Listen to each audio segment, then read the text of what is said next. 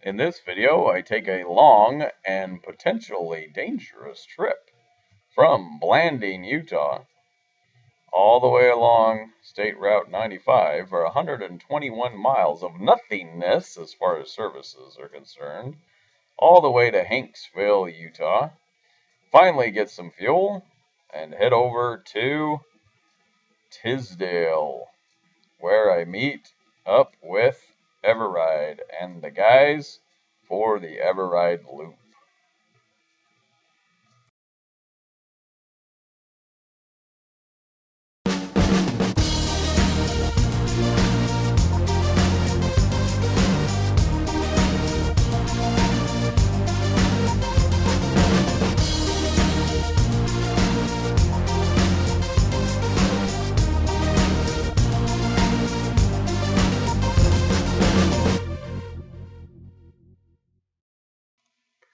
So this video is going to be nothing but pavement pounding, black slab riding, 65, 70 miles an hour through some of the most amazing scenery that my camera isn't really great at looking at because of my angle.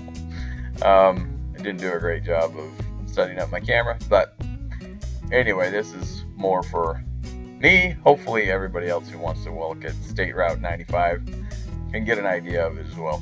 But it's just going to be short little shots, 30 seconds or so, of some of the great scenery. Sometimes I tilt my head correctly to get a good view of it, sometimes I do not. But it's nothing but wind and blaring, just 120 degree weather, no joke. When I left Blanding, it's the first time that I'd ever filled up my bike completely, and I knew I had to go 121 miles to get to a place that had fuel. There might have been a place over by Lake Powell that I could have turned down, but I didn't take it. I kept on cruising towards Hanksville, and it was quite the ordeal because, as I mentioned in my previous video, my bike was not running. Something's wrong with it. I mean, it ran just fine, but just as my motorcycle experience of riding lots of different bikes through 20 plus, 30 plus years of riding experience, something just didn't feel right. What it was doing was, when at lower RPM, it would kind of just felt like it had a miss in it.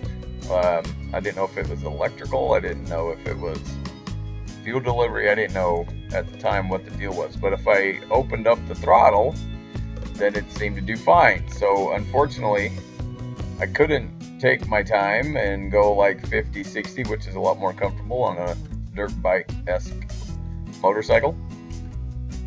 So I'm flying at 65, 70. Speed limit 65, so not a problem.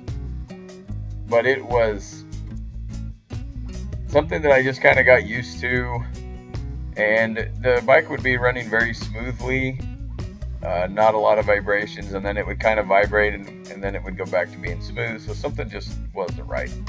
Again, I was thinking it was probably my chain. Don't know. But about every 30 miles, I would stop and drench myself with water. I had a 2-liter bottle on my left side of gasoline and a 2-liter bottle of water on my right side, plus an extra 1.5 liters on my back saddle, like behind my bags, and then plus I had water on my back, about 1.5 liters maybe. And sitting on the back of the bike in the sun and in the hot weather, I couldn't believe how hot it was. It was probably 90 degrees plus when I would pour it onto my body. Maybe even 100, because, your skin's like, you're supposed to have a 98 degrees in your body temperature. And I could not believe how hot that water was when I'd pour it on me. But through the science of evaporation, as you're moving, it pulls the moisture away and it actually is cool. So you put hot water on you, but yet as you would ride, it would feel cool, and it was great, but it didn't last. So every 30 miles or so, I would be stopping and putting more water on. So I wasn't too concerned. I could make, 120 miles, no problem, but it was hot, 100-degree plus, probably hitting 120 in some of these areas. When I got to Hanksville, finally in the evening, it was 111. So very hot. Imagine baking a cake and jumping in there with the cake is what it felt like. Every time you open the door after baking a cake or baking cookies or anything, it was just blasts of hot air. So I would drench my shirt, my scarf, anything I could. And within 28 to 30 miles, I was completely dry. So I'd pull over and I'd drench myself again, and not trying to use up too much water, but definitely trying to get everything saturated. And as I'm cruising along, it's not this part of the video, but as I'm cruising along at 94 miles, the bike coughs and sputters and goes out, and I'm figuring, okay, this is my reserve. So I flip it to reserve, and it won't start. It cranks and cranks and cranks. I was a little concerned because of the battery issues that I'd had the few days before, but luckily I had plenty of charge, and it just kept cranking. And after some soul searching / praying / remembering, something comes back to my mind. And when I was in this particular area with my grandparents, I was with my grandfather Ralph, and he had a Cadillac Eldorado, and it was a carbureted engine from the 70s, maybe early 80s. But he had a full tank of fuel, and his car would not start. And it was in this actual area as a kid. We traveled down to Lake Powell as a family reunion, and his vehicle would not start. And I couldn't figure it out, thought I was mechanical at the time. I think I was in early high school. But turns out vehicle was vapor locking. When you have a carbureted engine, you don't have a lot of fuel pump thrusting from the gas tank area, thrusting the fuel into the engine area or carburetor or throttle body or whatever it is you want to call it. And so the line before the carburetor was super hot from the engine block and from the atmospheric temperature of 100 plus degrees, and so the gasoline was evaporating before it went into the carburetor, so it couldn't start the vehicle. Well, I remembered that, and I looked down at my bike, and from the petcock to the carburetor, the guy that I bought the bike from put an inline fuel filter, and it was clear, and you could see the little metallic filter on the inside. And I could see no fuel really, and I knew I had fuel in the bike. So I remembered being vapor locked, and that caused by heat. So I took some of my extra water and I doused it on the fuel line and above the engine block, and that was enough to get the bike started. So I was happy. I was like, yay, 94 miles, I made it. I can go 20 miles more on reserve, no problem. I can make it to Hanksville and get a whole full tank of fuel. So I'm riding along thinking everything's great. 16 miles later, the bike dies again. And I'm thinking I'm out of fuel. So I unpack a little bit, get my extra fuel, dump it in the tank. Again, it won't start. So I do the water trick, luckily, and somebody stopped, nice teenagers in a Land Rover, and asked if I needed any help. And I said, yeah, if you have any water, that would be great. So they gave me some water. I doused the fuel line, doused the top of the block. Bike started up, off we go. But the crazy thing was that it kept vapor locking. I figured out that at that point of the day, it's not this part of the video, but at that part of the day, the sun was coming in from my left side, lower in the sky, so it was heating up that fuel line. My engine block, just really everything right there was getting a whole lot of sun. So I found I had to ride with my hand or my leg covering that fuel filter, that fuel line, to get so where it wouldn't vapor lock. It was crazy hot, and it even deformed the front of my trash can windscreen. The bottom of it like wanted to keep peeling up, so I had to duct tape it down.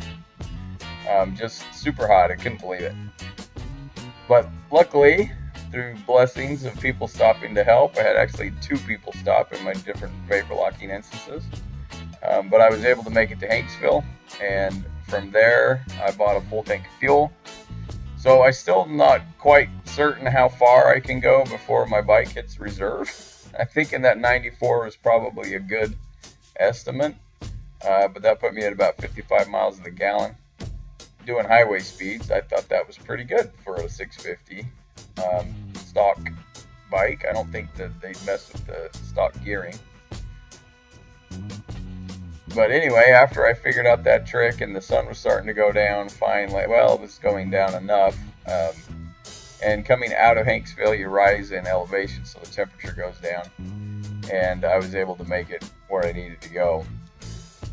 But having a bike that you're not confident in was not very fun. So the next day, we did some reading that evening and some discussions about how it was acting, and it turns out that when you have a partial throttle and it's kind of hiccuping, coughing, or just feels off, and it's open throttle and it feels fine, there's too much blockage, not enough flow from those fuel line filters. So what we did is just totally deleted. The next morning I deleted that filter, we bought a new fuel line, and the bike didn't give me any trouble the rest of the trip. It was awesome. So there will be more videos to come where it has that. But at the end of this video, I pull into Tisdale and Everride, and some of the guys I'm riding with, Tyler is his name, but Everride and some of the other guys I'm riding with are at the Airbnb to where we were going to be staying and hub riding in this area. But again, beautiful area, amazing views. If you ever get a chance to go see it, you need to. I would strongly recommend not going in the summertime. July, August, probably not even June. It's beautiful, but there's nobody there. I mean, you watch this and there's maybe 2 or 3 cars that passed me in the whole 121 miles. There is more traffic coming out of Lake Powell to Hanksville because there's a fuel station there. A lot of people are getting there from their boats and jet skis, getting filled up in that area. But from Blanding to that part of Lake Powell, which actually is right here, I guess this is the river we're going over, and this is where this river empties into Lake Powell, so this is where we start to see a little bit more people. But again, amazing area. The views are incredible. Lots of rock formations, lots of really neat stuff. But I'm definitely not going to do it again on a motorcycle in this time of year. So check that off my list. I don't need to do that ever again. So enjoy the rest of the video if you are made it around this far. Again, nothing to hear, just wind noise at this point. So beautiful views, but my camera's not angled the greatest. It should be angled up a little higher to get a better view of everything that's awesome around me. I should have put on my drift. My drift does a much better job. But anyway, the GoPro Sessions is what it is. It's convenient. That's what it is. Thanks for watching.